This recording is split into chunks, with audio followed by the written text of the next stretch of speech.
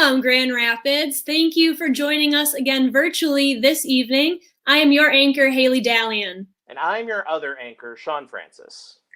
And because you're probably still melting after yesterday's 80-degree temperature spike, we're here to deliver the cooling local, national, and world news that you may have missed. You're welcome, Grand Rapids. This is NewsFlash. Ding. Our top story tonight, now that 50% of the population of Michigan has received at least one dose of the coronavirus vaccine, things seem to be heading back towards a sense of normalcy. But due to a number of factors, one industry that is currently struggling is the food and service industry. Many restaurant owners are expressing frustration in being able to stay open thanks to changing restrictions as well as lack of available staff. Some of them have been blaming unemployment benefits as a means of people avoiding working. Critics of that opinion assert that restaurants should be prepared to pay their workers a more realistic living wage if they expect workers that are willing to show up in such an unstable and risky industry at the moment. So, however, some restaurants are apparently prepared to do just that. Mally's Sports Bar and Grill in Southgate, Michigan is offering a $2,000 annual bonus to be spread out over the course of their first year for any applicants for a new full-time line cook, as well as similar incentives for other part-time positions. Mally's is notable for being the record holder for the world's largest burger in 2017. Look at that. A 1,793 pound burger that was cooked in a shipping container that had to be converted into a makeshift oven. It took 2 days to make it and cost them about $10,000 in materials alone. The restaurant also offers more regular, ongoing, extreme menu items like a 2-pound taco. If you eat 3, you get them all for free. A 10-pound burger, if you eat in under 1 hour, not only is it free, they give you $100. A colossal sundae, 1-gallon Bloody Marys and margaritas, a 64-ounce Moscow Mule. Man, it's a wonder that they're having trouble paying their workers all this food they're giving away. There's a joke, about supply and demand to be made here, but gosh darn it, I really kind of wanted to try a bite of that burger.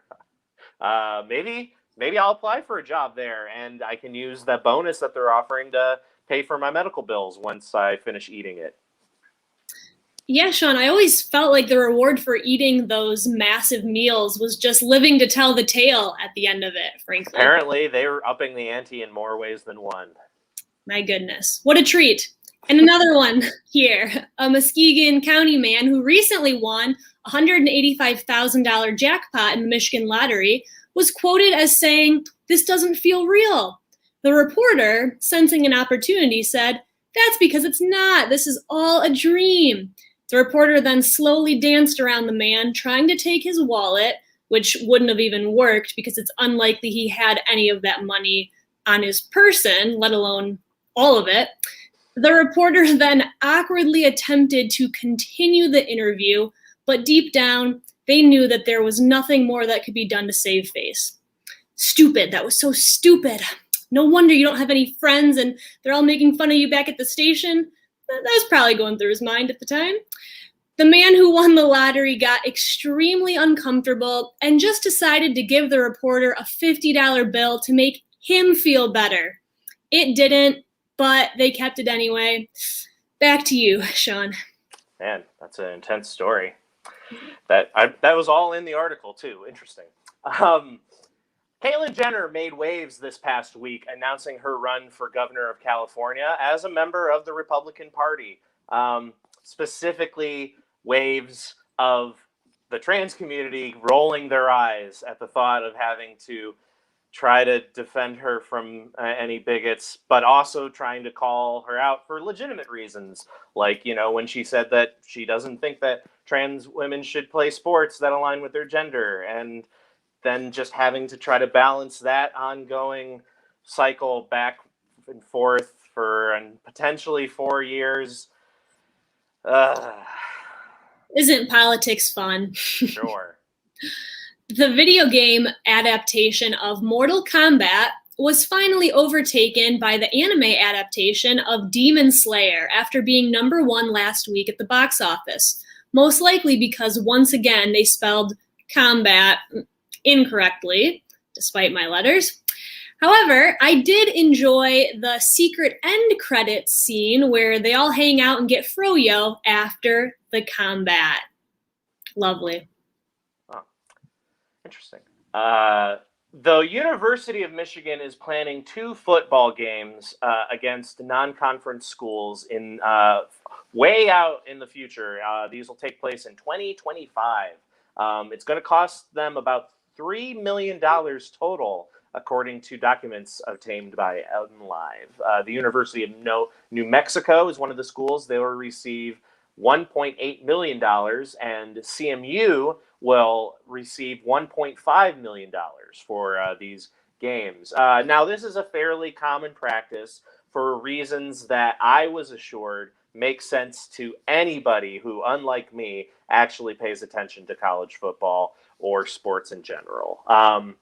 CMU officials have said that they do plan to invest most of this money to reopening Little Chef and feeding the entire student body for roughly 4 years. And the University of New Mexico is going to finally try to get their Breaking Bad-inspired chemistry course off the ground. So, fingers crossed for both of them. Yeah, I don't know about you, Sean, but I think sports ball is my favorite sport, personally. That's what I've always said about you. A contestant on Wheel of Fortune won a house last week as a joint promotion funded by Jimmy Buffett's real estate venture, Latitude Margaritaville, a retirement community based in Daytona Beach. The only problem is nobody can find any salt on the premises, which is a huge relief for all the doctors there that live there. They've been warning their patients about their sodium levels for a while now, and truthfully, their cholesterol is not much better. So people try to cut down on the cheeseburgers in paradise now, okay? Fins to the left, fins to the right. A 12-year-old in North Carolina is graduating high school and college simultaneously this year. However, it's just an associate's degree, so not that impressive. Also, though, it is North Carolina, so, I guess it evens out. He looks forward to entering the workforce as his minor was in receiving swirlies. A distinguished honor. Mm-hmm. Cedar Point announced that soon it will start its season with no mask requirements, just in time for their newest attraction, the Mask Remover 9000. Although they are going to continue to enforce social distancing while guests wait, they said you can just cut in line if you're in a hurry, no big deal. No rules at Cedar Point, apparently. In entertainment news, Kurt Cobain's last session photo shoot was just sold as an NFT for, we're assuming, millions of dollars. Cobain, famous for his "Smells Like NFT Spirit" lyrics, "Here we are now, entertain us. As long as one of us has paid for the copyright for said entertainment and has chosen to share that copyrighted entertainment in whatever manner they deem worthy of their time and investment." Yeah. Wow, those non-fungible tokens. Keep your eye on those in the future. Mm-hmm. Fungi. Look up in the sky. It's a bird. It's a plane.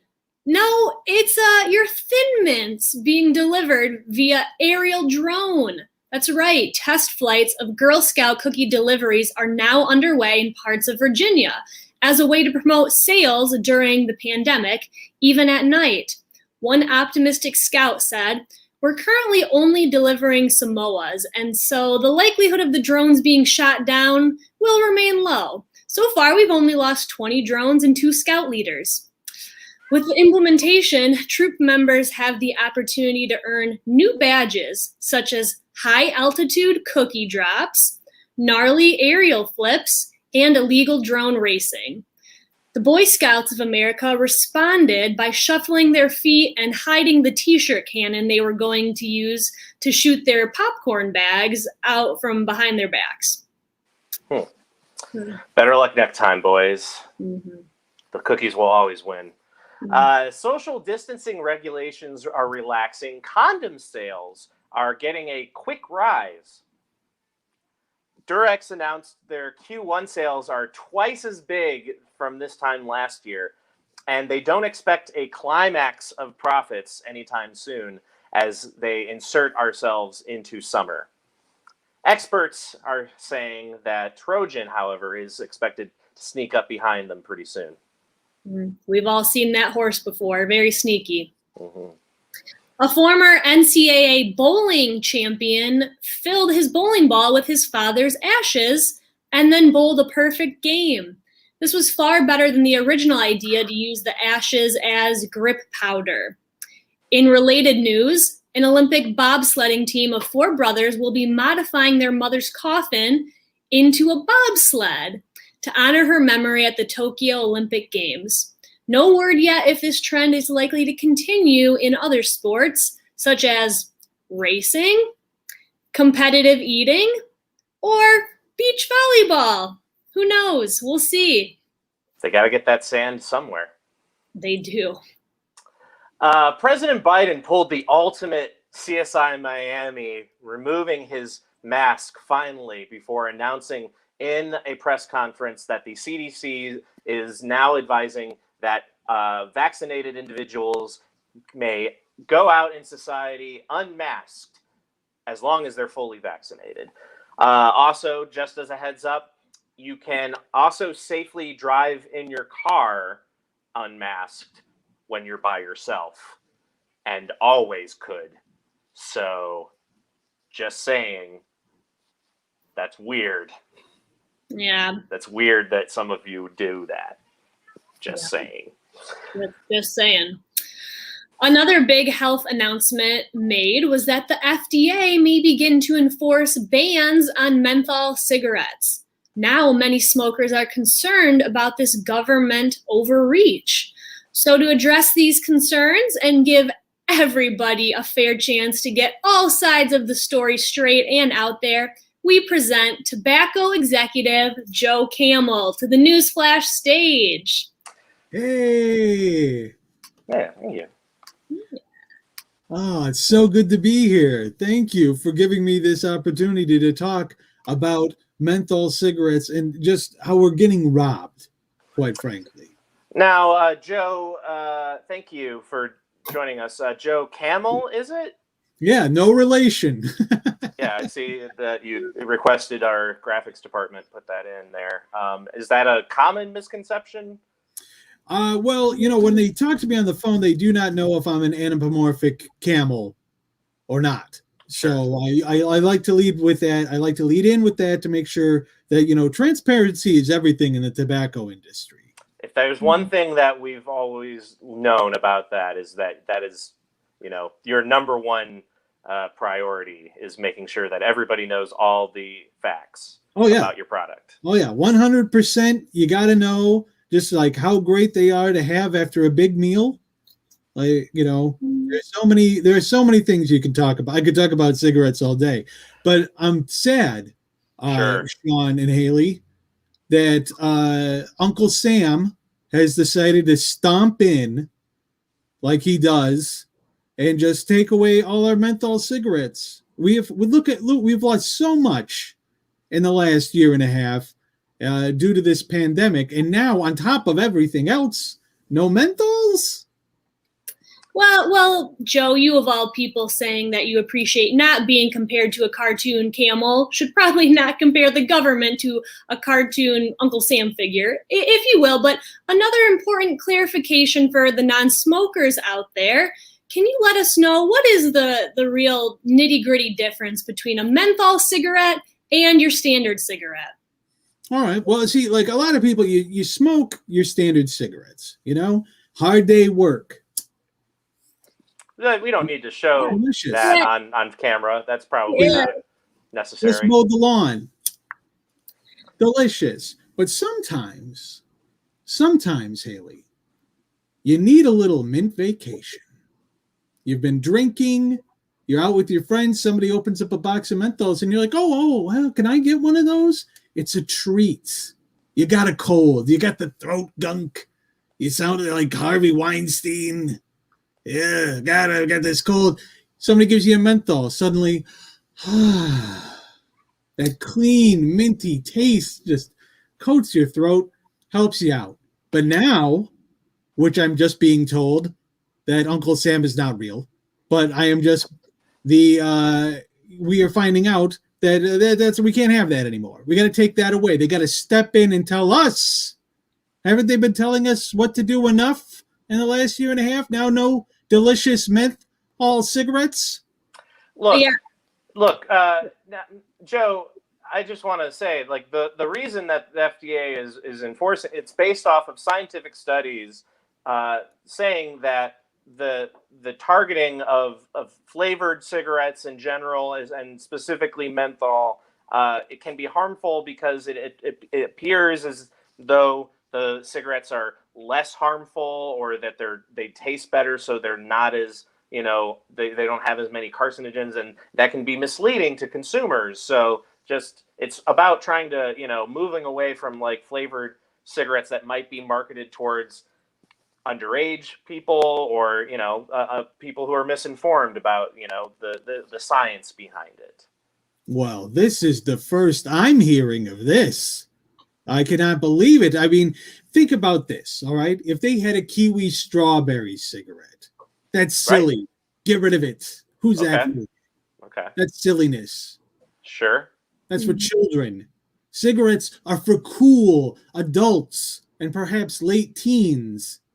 Where you can just hang out with your friends. Remember the pictures? Everybody was out camping. Right.